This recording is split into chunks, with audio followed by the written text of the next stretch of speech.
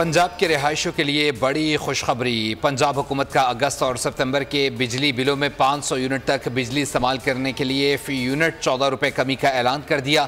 साबिक वज़ीर आज़म नवाज शरीफ की वज़ीर आला पंजाब मरीम नवाज के हमरा प्रेस कॉन्फ्रेंस कहा, अवाम महंगाई और बिजली के बिलों की वजह से एक कर्ब से गुजर रहे हैं। दीगर सूबे भी पंजाब हुकूमत की तरह अवामी सहूलत के लिए इकदाम करें।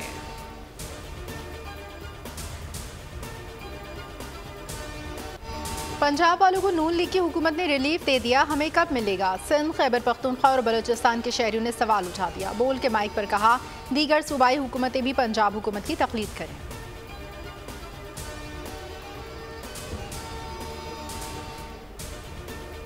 मुझे क्यों निकाला, बानी पीटीआई कैसे आए ये सोचना चाहिए। इक़्तिदार का ख्वाहिशमंद नहीं हूँ।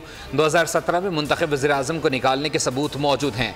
IMF को वापस लाने वाले चेहरे हम नहीं, जेल में बैठे लोग हैं।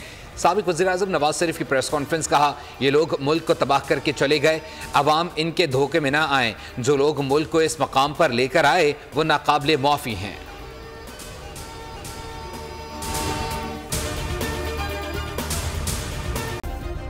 सब्सक्राइब करें और बेल दबाएं ताकि कोई खबर रह न जाए।